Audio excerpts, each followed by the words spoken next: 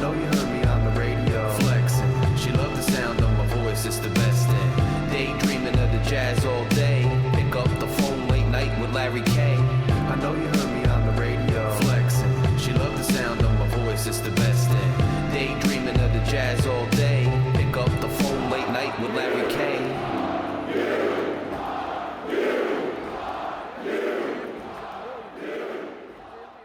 Ladies and gentlemen, RU Nation, welcome to another episode of Night Watch with your host, Larry K. I'm going to review quickly the Howard matchup that Rutgers had tonight. First of all, the atmosphere. Gotta love the Howard band coming out. They did a solo bit at halftime. It was awesome. Crowd cheered, standing ovation.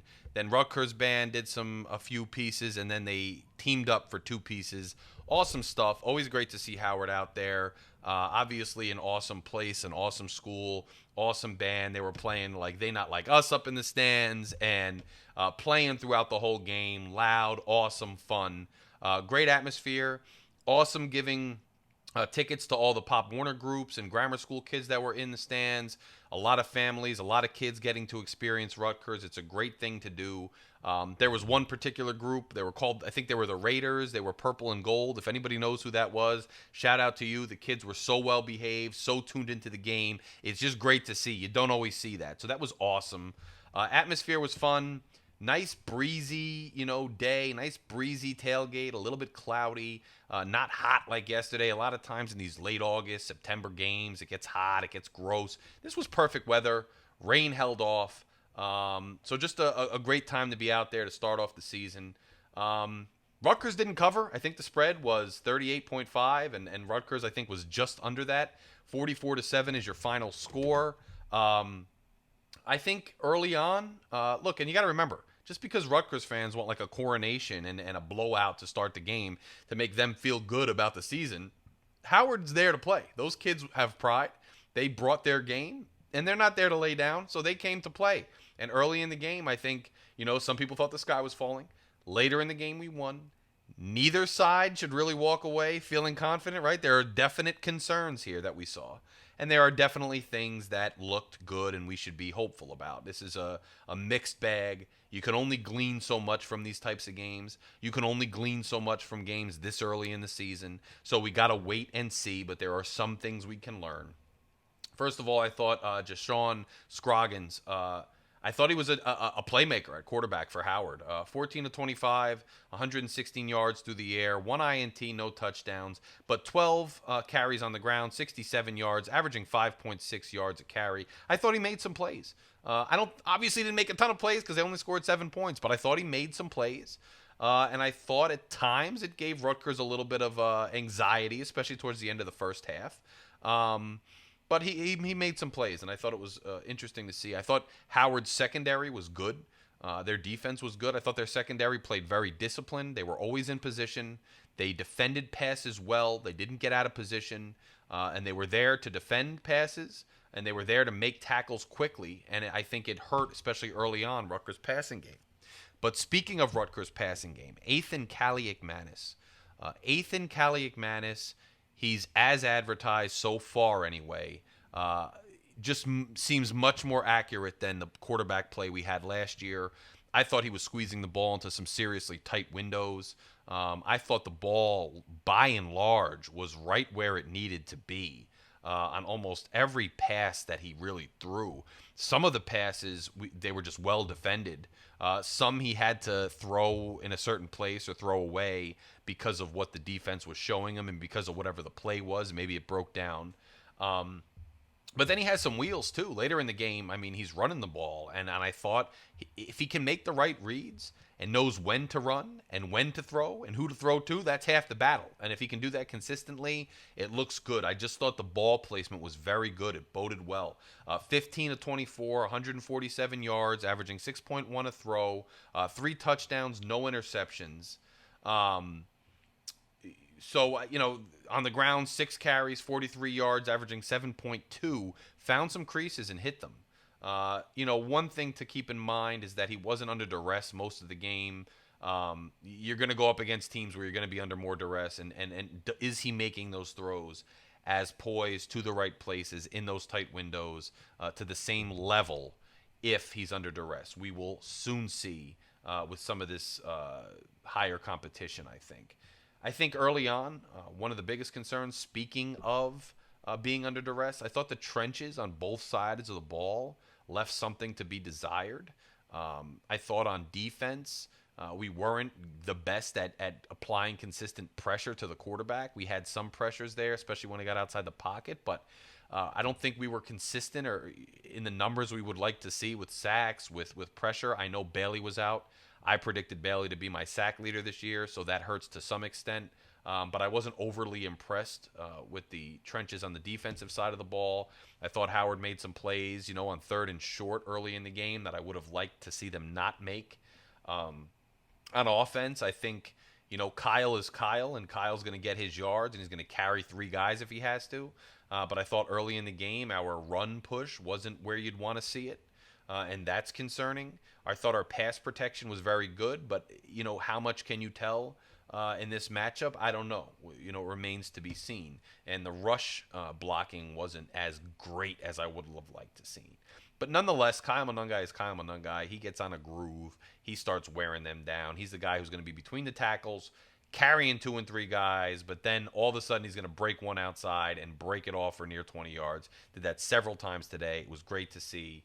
And then Sam Brown gets in there, and early on I'm still wondering, is Sam Brown ever going to be the guy that had all those expectations and all that fanfare when he started playing as a freshman 2 years ago? Is he ever going to get back to form? Early in the game, you weren't sure. He just wasn't hitting the holes as hard as Monungai was. He wasn't carrying guys the way Monungai was. But towards the end, I think you saw a different style, right? He'll find cutback lanes. He'll hit certain holes. The reception was a thing of beauty. He runs a little different style. But if he could find his groove and do what he does best, I think him and Monungai could be a good 1-2 punch. And it might be nice. I don't think Benjamin played, talking about the running game. He was questionable going into the game. But Antoine Raymond makes his debut, carries guys into the end zone, will not be denied on the last play of the game. That young man has a fair amount of fanfare, and it's nice to see him hit the ground running literally and come into the program that way. Nice to see. Dymere Miller, I think he's as advertised, finding creases in the defense, finding holes, running routes, getting open, and I think there was only one tight ball that he didn't come up with. Came up with almost every other ball that was thrown his way in a tight window. Ethan and him are going to be a lethal combination. I like what I saw there. One thing I learned, if Richie O'Leary says something, listen to him. Richie knows what he's talking about. Richie said the other day on our preview show, hey, keep an eye on Chris Long at wide receiver. And Long was in for almost every snap early in that game. They went his way. He had the rough pass, non-call pass interference, but he's going to be involved, and it's obvious. Richie said, hey, I think Rodgers is going to lead the team in interceptions. Well, he had the pick 6. So, they are going to throw his way here and there, and he's going to have the pick 6, and that's great. I really thought Jabome, the linebacker, being at the game, which is why I'm recording this so late, by the way. You guys are going to have to bear with me sometimes at home games. I go to the games. It takes me a while to get home and set up shop and record. Make sure you look for my show later in the night or the next day.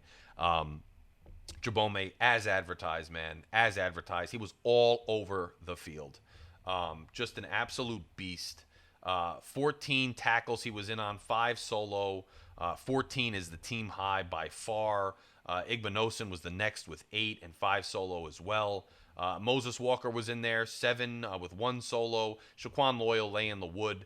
I thought the defense was the dark side defense we wanted to see. They got it, set the tone with the pick 6. But I will say, again, as I said earlier in the show, the trenches are a little bit concerning to me. And that the defense, I know Bailey was out, but I didn't see a whole lot of consistent and dominant pass rush from the ends. And last year, it was something we looked at. There were some pressures and whatnot, but the sack numbers weren't what you wanted to see. And while the secondary, I thought, played pretty good this game, there are going to be games, especially in this season, where I've said the margin between 5-7 and 10-2 is all possible in between, and the margin is paper thin because almost every game on the schedule this year could go either way.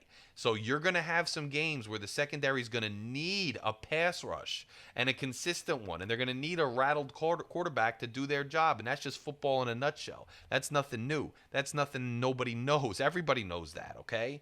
And I'm a little bit concerned about the pass rush, specifically looking at this game. That's something that should be on people's radar. The other thing was early in the game, the receivers lacked separation in a lot of instances. And, there's been a lot of talk that the primary issue last year in the passing game was the quarterback and the accuracy. There's no denying that that's a huge part of it. And there's no denying that if you don't have Ethan Kaliakmanis today and you don't have that level of accuracy, the offense looks really anemic throughout the entire game without that passing game. That being said, there is something to be said for the fact that the receivers were struggling to get separation here or there. And that's something to keep an eye on. Again, it's one game. You go into the game. We all played sports, a lot of us.